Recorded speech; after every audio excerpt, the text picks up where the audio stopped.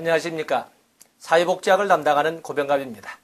지금부터 사회복지학 이론편을 약 40여 강에 이끌어서 42강에 걸쳐서 진행을 하게 되겠는데, 먼저 진도 진행에 앞서서 사회복지학의 분포, 또 사회복지학의 교과 편제, 사회복지학의 비중을 우리가 한번 간추려 볼 필요가 있다고 보겠습니다. 사회복지라고 하는 것은 흔히 사회복지직에서만 필요한 줄 알고 있지만 그러지 않습니다.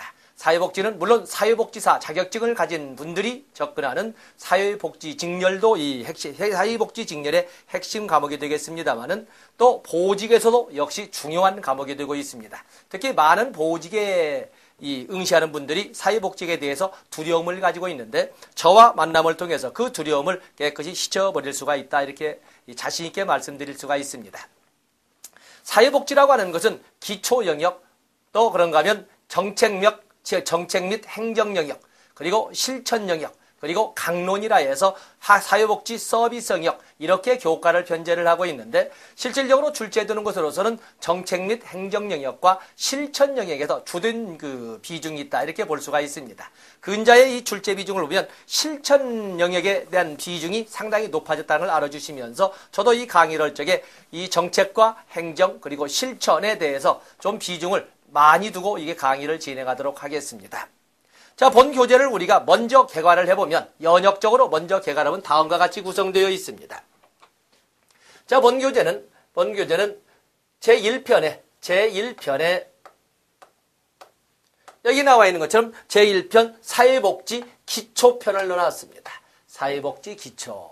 그래서 사회복지 기초에서 이 사회복지의 정의의 영역과 사회복지 발달사의 영역을 이렇게 정리를 했습니다.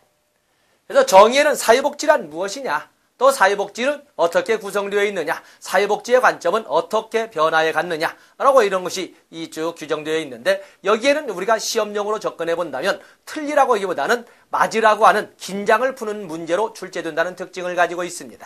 보통 어떤 문제든 간에 보통 이 출제가 될 적에 10%에서 15% 정도, 그 정도는 당락을 결정하는, 보통 3문제 정도가 당락을 결정하는 문제로 구성되어 있고, 또 서너 문제, 서희 10에서 20% 정도는 보통 긴장을 푸는 문제로, 그리고 약 60% 정도가 소위 일반적으로 당연히 합격서에서는 당연히 맞아야 하는 문제로 이렇게 구성되어 있는데, 바로 이 기초편에서는 주로 어떤 틀려진 문제보다는 긴장을 푸는 문제로 출제가 된다는 것을 알아주시면서, 기존의 기출문제를 가지고 여러분들이 접근해 보시면 상당히 사회복지 또는 사회복지학 개론에 대하여 자신감을 갖게 될 것입니다.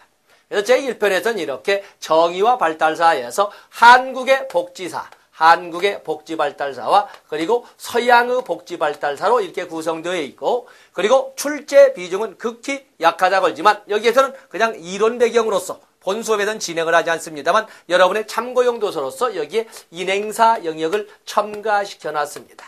실질적으로 이 인간행동과 사회환경의 영역에 대해서는 이론 강의에서는 진행하지 않습니다만 가끔 한 문제씩 나온다는 것을 우리가 알고, 그래서 좀 머리가 아프다든지 좀 피곤할 경우에 여러분들이 가볍게 페이지를 넘기면서 옛날에 배웠던 것을 떠올리시면 되겠습니다.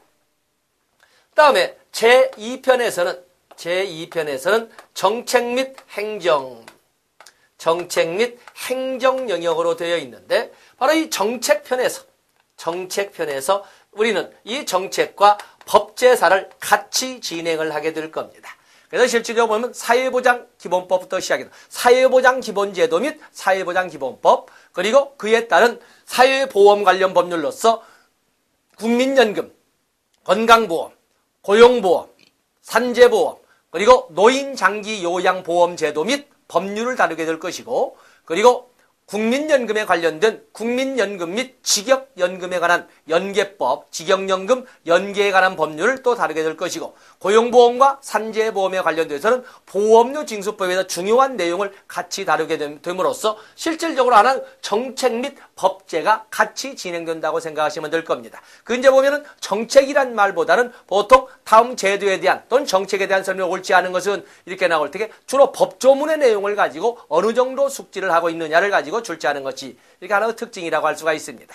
그러면 공공부조에 관련되어서는 국민 기초생활보장과 기초노령연금제도를 중심으로 진행을 하고 있고, 그리고 의료급여에 대해서는 규제에 의하자면 정리는 하지 않고 있습니다. 의료급여법도 곧잘 출제되고 있다는 것을 교재와는 관련 없이 여러분들은 알고 있어야 된다 보겠습니다.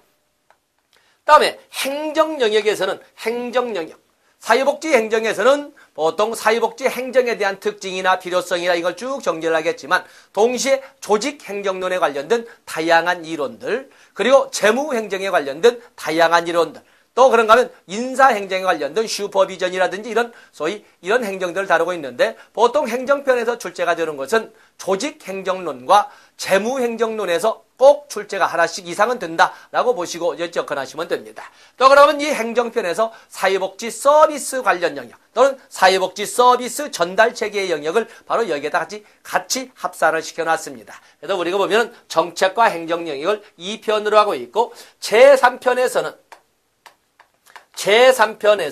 실천이라고 이렇게 제가 이 목차를 적었습니다만, 여기에는 사회복지 실천 및 실천기술론과 실천 및 실천기술론과 더불어 사회복지 조사방법론, 사회복지 조사론을 여기에 같이 합찬시켜 놨습니다. 근데 보면 이 사회복지 조사론에 대해서도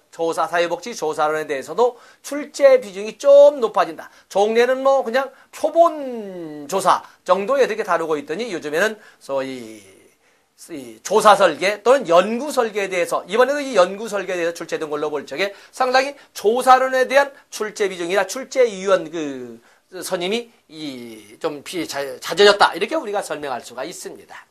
다음에 제4편에서는 소위 강론이라고 제가 감히 이렇게 말씀을 드리고 있습니다만, 사회복지 서비스에 관련된 사회복지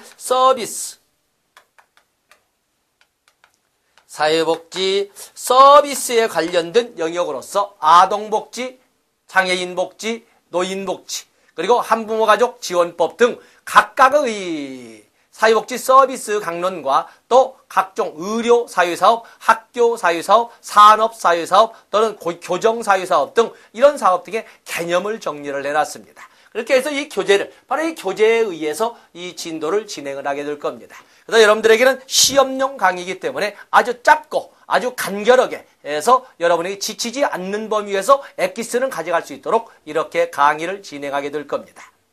그래서 이 교재는 지금 내가 전체 영역 중에 어느 영역을 진행하고 있구나라는 걸 끊임없이 파악하시면서 여러분들이 고득점할 수 있도록 진행을